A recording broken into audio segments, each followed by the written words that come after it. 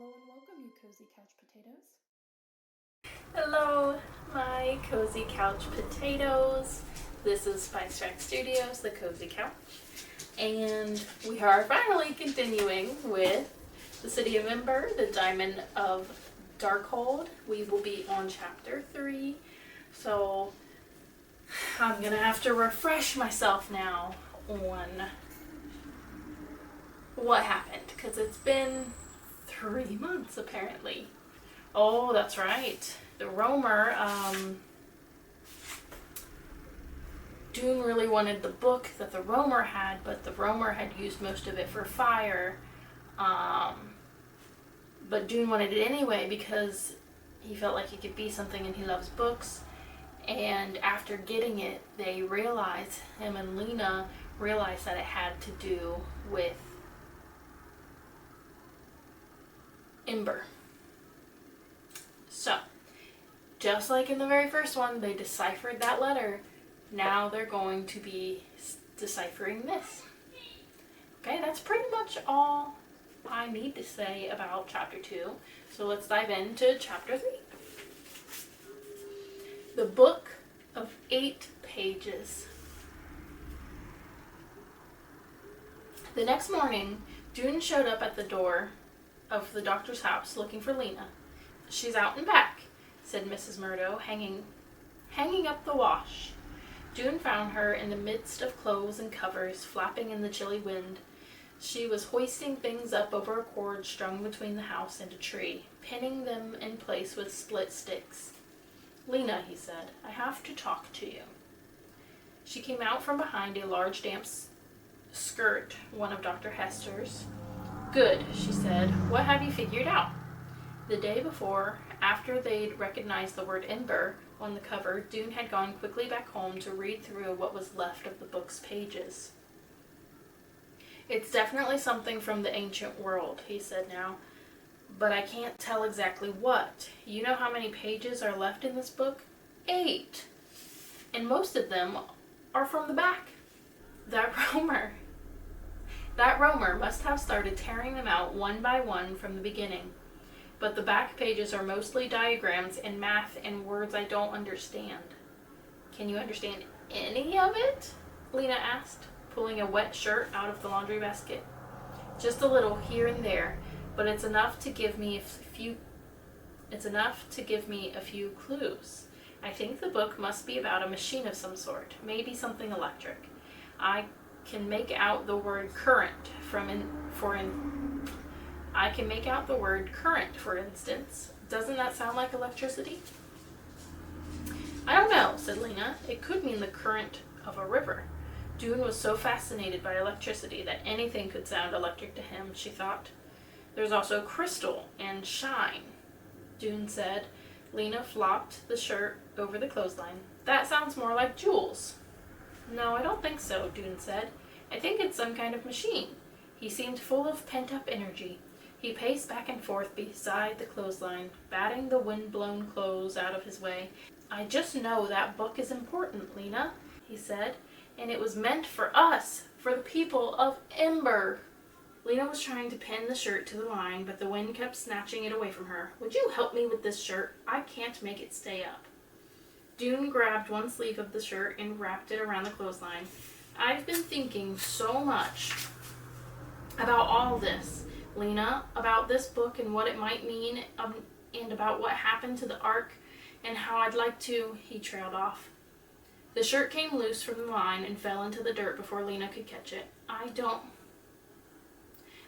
know for sure," Doon went on, not noticing, "but I feel—" He looked away, and his eyebrows drew together as if he were figuring out a puzzle written in the sky. "I feel the way we did about the instructions that Poppy chewed up. It was our mystery to figure out. It came to us. This feels the same." Lina, picking up the shirt and shaking the dirt off it, thought of the tattered book with dismay. "You mean we have to figure out what it says? What all those missing pages are about?" No, we can't do that. Too much is gone. But we have to do something. We can't just ignore it." The wind blew his hair into his eyes, and he swiped it away impatiently. There are so many troubles here, Lina. It's cold and dark, and there isn't enough food, and people are sick. Maybe the book is about something that would make things better. Did you show it to your father? No, Doon said. I haven't shown it to anyone. Why not? Doon went on, as if he hadn't heard this question. I think there's something up near Ember that we were meant to find. Look at the title of the book. Directions for Use. It's so much like instructions for egress. It is, Lina admitted. I think we should go and look for it, Doon said. Lina gave a short laugh of disbelief. No one would let us, she said. I know. That's why I haven't told anyone. We'd be forbidden to go. But how can we go? Asked Lina. We don't even know what we'd be looking for. An uneasy feeling twisted in her stomach. She wasn't sure if it was excitement or fear. I've been thinking about it, Doon said. I know it's risky. We might not find anything at all, but I want to go back to Ember, Lina, and I want you to come with me. But of course, that was impossible. Lina had tried to laugh when Doon said it, but she couldn't quite laugh, because she saw that he was serious. She could tell that he would have explained all his plans to her right there in the cold yard with the laundry flying if Mrs. Murdo hadn't called out the kitchen window for Lina to come in and peel potatoes. Meet me tomorrow, Doon said, at the Ark at sunrise. Can you? I'll tell you more then. She agreed. That afternoon, as she peeled potatoes, fetched wood for the fire, dug a hole in the garden for the garbage, and scraped up wax drippings to melt down for more candles, she was too busy to do much thinking. But in the evening, she finally had time to be still. Dinner was over. It hadn't been much of a dinner, just a thin carrot soup, dry bread, and some bits of cheese with the mold cut off. Lina had gotten used to having a half-empty stomach most of the time. She settled herself in a chair by the fire. Torrin was sitting on the floor nearby, poking the logs with a long fork and watching the sparks fly up. Poppy was asleep upstairs. On the table beside Lina was an unfinished drawing she'd been working on for weeks in her brief spare moments. She'd always loved to draw. Even when she'd lived in Ember, she had drawn pictures of a city that she saw in her imagination, a bright, beautiful city, not like Ember at all, with white buildings and a blue sky. It was just a dream, she knew, something she'd made up. She'd never seen a sky that wasn't black, but it held a fascination for her, and she drew it over and over. She had left those pictures behind when she left Ember. She wished she still had them, and she tried once or twice to draw them again, but it didn't work somehow. These days she wanted to draw what she saw around her, the houses, animals, and trees with sparks. The drawing she'd been working on lately was of a chicken. It wasn't coming out well. Most of the time she had to use bits of charcoal for drawing, so her pictures turned out clumsy and smeared. Now and then Doon found a pencil stub for her at the hotel, which let her draw clear lines for a while, but she missed the colored pencils she'd had in the Ember. They would have been perfect for this chicken picture. Her paper came from Doon too. He had been working with Edward Pocket, who'd been the librarian in Ember. Here in Sparks, Edward had put himself in charge of the huge disorderly pile of books that had accumulated over the years in the back room of the Ark. Little by little, with Doon's help, he was putting these books in order so that people could actually find them and read them. Doon had discovered that old books sometimes had blank pages in the back. He tore them out and brought them to Lina. She turned her thoughts to Ember. The very name filled her with both sadness and longing. Ember, where she had grown up, where all the people she cared about had lived. Ember, whose streets and buildings she had known so well, every alley, every corner, every doorway. She thought about what Doon had said. Could she go back there? Would she want to? Mrs. Murdo came in with a candle in one hand and a cup of tea in the other. Mint. Lina could tell from the scent of it.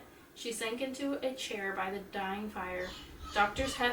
Hester's asleep, she said. I finally convinced her she needed to rest. She's been rushing around taking care of everyone else for weeks, and she's worn herself out. To Lina, a room always felt more safe and comfortable when Mrs. Murdo was in it. She was a neat, upright, sharp-featured woman, not the soft and cozy sort at all, but she was kind and sensible, and Lina trusted her completely. "We should get to bed," said Mrs. Murdo. "I don't want to go to bed," said Torin.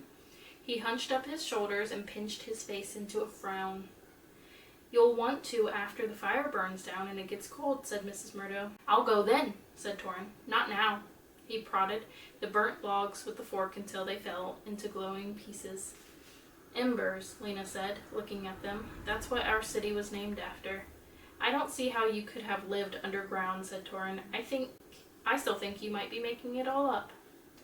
"I think that if they do go, which I assume they're gonna go, Torin's gonna try and go." "We're not," said Lina. "Why would we?" "Maybe you really came from outer space," Torin said, "on an airplane." "You were there when we came," Lina said. "Did you notice any airplane?" No, Torin said. He swept the fork around in the fireplace, scattering the coals. "I'd just like to see that underground place, that's all." "Maybe I would too," Lina thought. "Maybe I would too," thought Lina. But when she thought about how Ember would be now, completely dark, completely abandoned, she shivered. No, they couldn't possibly go.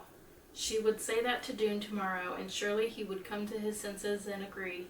She went down to the Ark early the next morning. It was a blustery day. Clouds rose from the western horizon, and mints looking like carved wood painted white with blue shadows. Up on the roof of the main part of the building, workers were ripping away rotted, sodden wood, hurrying to repair the hole before the next rain. The roof of the back room, where Edward Pocket was making his library, hadn't been damaged, and some people had grumbled about that. Why couldn't the useless books have gotten ruined instead of the food? Doon was standing outside the back room door. The wind flapped his jacket. He wasn't wearing the old brown jacket he'd always worn before. Just the last month or so, that one had gotten impossibly small for him, and he now had a dark green one that came from the donation pile the people of Sparks had put together for the new citizens. It was a bit frayed around the cuffs, but at least his bare wrist didn't poke out from the sleeves. "Come inside," Doon said, out of the wind. He led her into the back room, where a giant heap of books had accumulated over the years. They picked their way among the tumbled piles in the dim light coming from the one dirty window. Doon made 2 book stacks for them to sit on. Before Lina could say anything, he began explaining. "I know you think I've lost my mind," he said. "Well," Lina said, "I don't think so. Sort of. I don't see how we could find our way to Ember. Even if we could, it would take too long to get there. We'd have to be out in the cold at night. It took us 4 days to get to Sparks after we came out of Ember."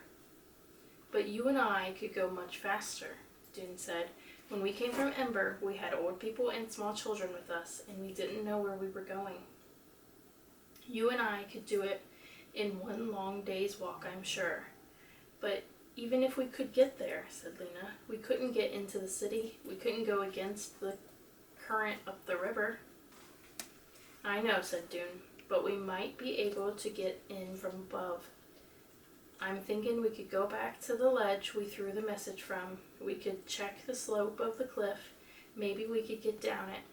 "But even if we could get down," Lina said, "the city's completely dark. We'd never find anything there, even if we did know what we were looking for. Even if we did know what we were looking for. But we have candles now," Doon said. We'll take lots of them with us. I'll study every word of that book for clues about what we are looking for and where it is. And listen, we might not find the thing in the book, but we could find other things. There might still be food there, or medicine. Remember that salve we used to rub on cuts? If some of that was left, it could help my father. He won't say so, but I can tell his hand hurts him terribly. It might be infected." "I remember that salve," Lina said. It was called Anti-Bee. I think we still had an old tube of it at Granny's, mostly empty. Even a little would help, Doon said, and there might be other useful things people could trade with. We could find out. Lina could see how excited he was, how much he wanted to do this. To her it seemed dangerous, difficult, and probably hopeless. But she had to admit that his excitement inspired her a bit. Life had been hard and dull lately, and adventure would change that. She wasn't a bit sure that Doon's plan would succeed. Things were always so much neater in a person's imagination than they were in real life. But just to go on a journey, even if they found nothing and had to turn right around and come home, she was tempted. But we can't just disappear, Lina said. People would worry. She remembered how terribly anxious Mrs. Murdo had been the 2 times before when she'd gone away without saying where she was going, when she left Ember on the day of the singing, and just a few months ago when she went off to the ancient ruined city. She didn't want to put Mrs. Murdo through that again. But Doon had all this figured out too. It was complicated, but he was sure it would work. Lina, he said, must go and talk to Maddie. She was the one who'd come to town during the summer with Torrin's brother Casper and stayed on after Casper's quest failed to help him with the garden. There wasn't much to do in the garden in winter, so Maddie would have extra time. Lina should ask her if she'd be willing to move to the doctor's house for a few days and help Mrs. Murdo. If Maddie said yes, Doon was sure she would. Lina should tell Mrs. Murdo that she needed a bit of a change and would like to stay at the Pioneer for a while. Tell her that you and Maddie will just switch places. Then once Maddie has left, I'll tell my father I'm going to stay with you at the doctor's house for a few days because you need some extra help. But won't your father wonder why we need Maddie and you? Lina asked. No. With so many people sick and the doctor always away, he'll know she needs lots and lots of help. The sun went behind a cloud and the light in the room grew even dimmer than before. Lina pondered. Her sensible self and her adventurous self tugged against each other. She looked at a serious expression in Doon's dark eyes. He was determined to do this. She wasn't sure if he was being brave or reckless, wise or foolish, maybe a little of each. So, Doon said, shall we go? She thought of the empty lands, the wolves that ranged there, the rain and cold and wind. She thought of peeling potatoes, cleaning the outhouse, washing medicine bottles, hanging up laundry. She thought of Ember, where, just possibly, something important might be waiting for them. She pushed her doubts aside and took a deep breath. All right, she said. We'll go. Doon nodded, not smiling. I knew you'd say that. Alright, my cozy couch potatoes, I hope you enjoyed this chapter. I will see you next time for chapter 4, Plans for a Journey. Bye.